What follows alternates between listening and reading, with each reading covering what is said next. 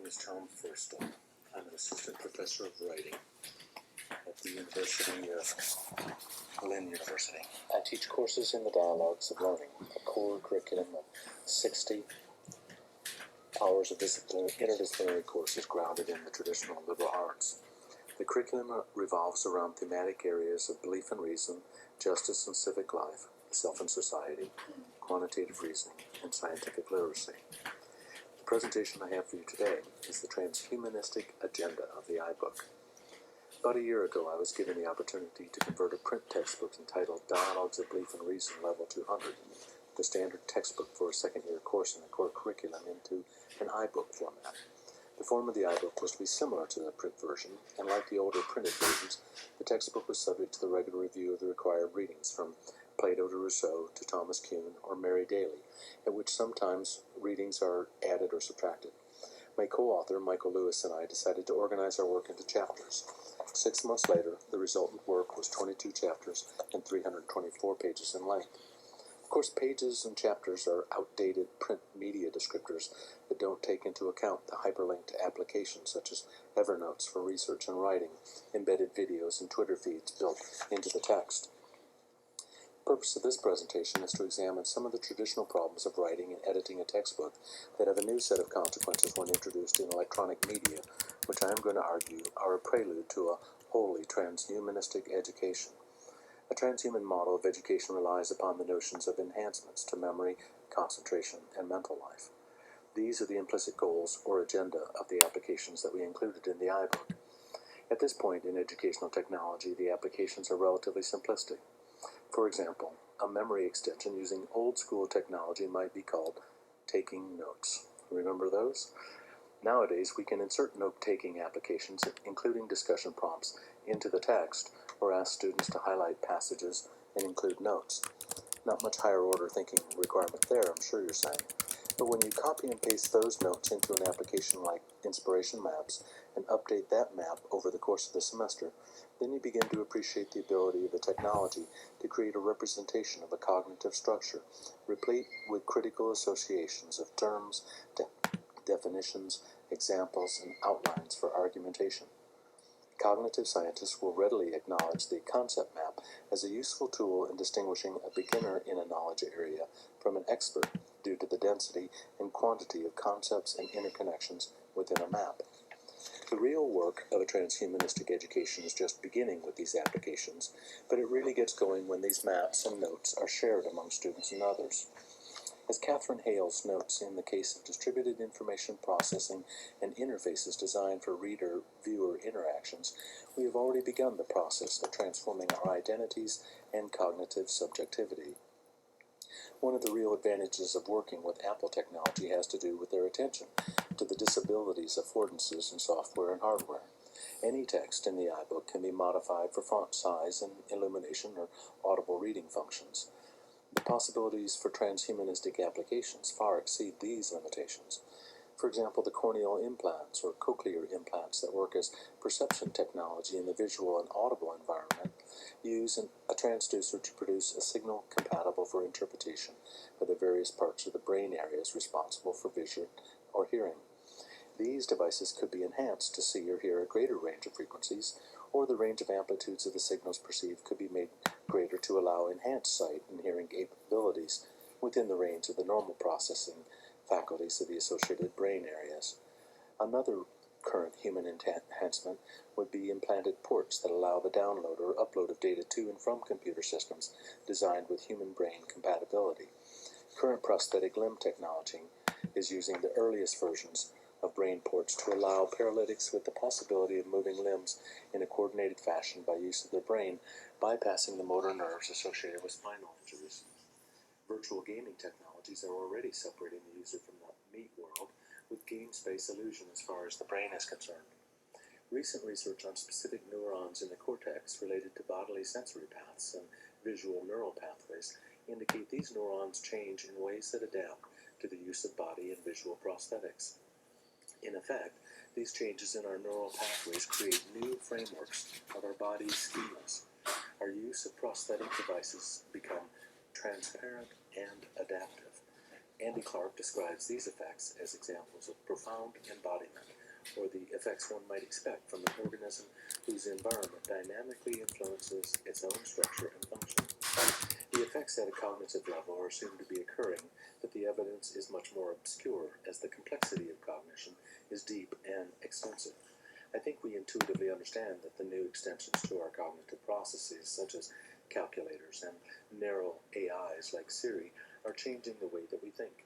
When we leave our cell phones at home and have to go without them for an entire day, that experience is somehow more disturbing than losing our glasses or forgetting to take some important medication than simply not having a few phone numbers.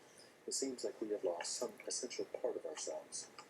Of course, I'm not assuming that all the members of this audience have drunk the Kool-Aid of transhumanism, and probably some of you are interested or advocating for a slow culture movement, or at least regular disconnections from our all too connected lives.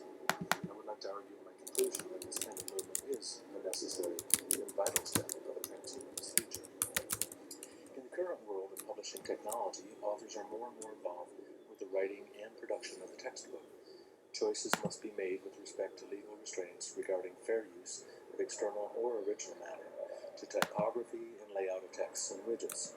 A widget is a software application embedded in a web page used to execute simple commands, such as to obtain or transfer data from a web page. When building an iBook, the widgets are placeholders within the text, allowing the text to flow around or be interrupted by the text. So the placement of the widgets was part of the design challenges of the textbook. Best literacy practices affect any textual design. How many interruptions besides the normal chapter and paragraph breaks are acceptable for reading practice? How can you interrupt the text in any fashion without disrupting the sustained reading and comprehension of the students? At what point or how many widgets does it take to divert the attention of the students towards the applications and external links instead of the text? The research that is available to answer these questions is mixed. There is extensive support for e-text affordances, that is, the ability to transfer meaning dependent upon the media from the learning disabilities researchers. As I've already mentioned, the ability of the text to allow audio files for students to listen to is one great affordance of the medium. The simple ability to adjust font sizes and screen lighting is another. Criticism of e-text is also growing, but the general complaint seems to revolve around the problem of sustained reading practice, which doesn't seem to me to be a new problem, and not one that can be identified strictly as a phenomenon related to electronic medium versus the print medium.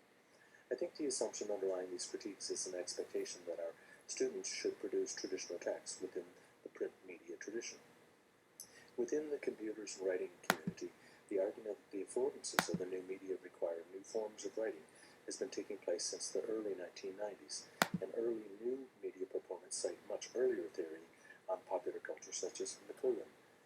The goal that Michael and I set for ourselves was to create a textbook that students could use to create their own text or media. The widgets that we selected were deliberately chosen to offer points of access for students for research and writing. For example, we created widgets for library research that would allow for the generation of student-built notes within the textbook that link to external sources. The Twitter feeds we selected in certain chapters link to ongoing discussions about issues related to the chapter topics.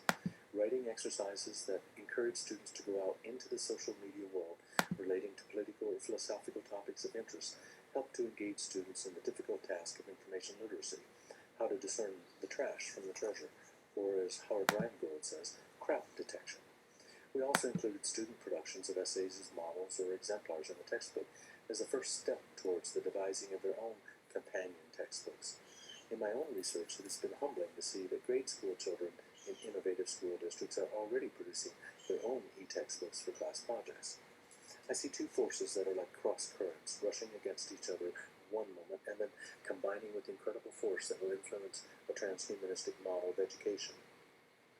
The first is our desire to produce students that resemble what I'm calling the classical academic.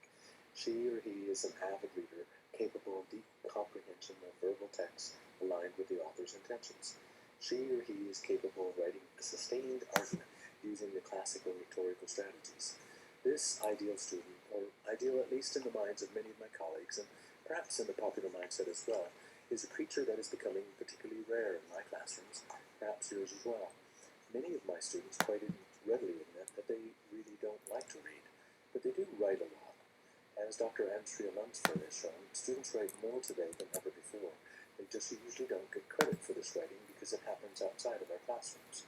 In social media forums, texts, and chat spaces, our students are the most rhetorically savvy of writers. Commercial applications programmers and the educational technology companies are well aware of our students' interests in these areas, so there is a rush to meet the demand for these kinds of platforms in schools and curriculums. That is why Lynn is an Apple-accredited university today. It is as much a response to the marketplace of education as it is an informed choice of the best technologies to serve educational goals. This is the other force that I'm describing, the technology marketplace, and its creation of smart, narrow applications that can be used in education. As educators, of course, we try to take advantage of these applications to encourage the interest and develop the skill sets of students to use technology in school and their everyday lives, as well as what we believe to be the shape of the future workplaces they might inhabit in their professional lives. But technology, like education, has a rhetoric of its own. It is easy enough to read if you pay attention. The simple action of the Finder function in an Apple machine differentiates between software that its corporate management has deemed safe and compatible, and so opens automatically, versus a product of another corporation that forces the Apple user to click again on a file that is downloaded before it will open the document. Is a simple example of the message. Use our software and everything is easier, or use someone else's software and it will be a little harder for you. I get the message, Apple. Even the latest moves by Apple to create a standard of their own for e-textbooks that is incompatible with any other device than an Apple device is a way that technology companies force the hands of the marketplace in their favor. I would suggest that the goal of transhumanism as a process that encourages the flourishing of human existence is shortchanged in a commercial transaction which limits its vision to the flourishing of its stockholders. Michael and I and Dr. Sana Unger included a research questionnaire at the back of our iBooks to try and determine how our students read these new textbooks. We were especially interested in learning how the applications affected the students' perception of meeting the course learning objectives, which of course included some of the classical learning expectations such as critical thinking skills, knowledge acquisition, etc. But in preparing for this lecture, I realized that what I'm really interested in learning is how these tools affect the desire of my students to want to learn new things, to understand, as Marvin Minsky describes understanding, as the kludge of cognitive processes, one perspective after another, constantly updating and transforming itself into new views of the world and themselves. If it's not already apparent, I love technology, especially robots, but I am glad that I'm working at a university that has chosen to value a core curriculum that deals with the essential concerns about the nature of the individual, the state, and our collective welfare. I think that our technology needs to evolve to include the messier, original creative processes, as well as the more linear, logical, classical demands of traditional educational expectations. That is where the Slow Culture Initiative has much to add to education, I believe. Perhaps to return to slow processes of creativity, like Linklater's movie Boyhood, created over a period of 12 years, are models of ways that we can return to a kind of artfulness to learning. If transhumanists have it right, we might all be out of jobs one day, and we will have to learn how to play all over again.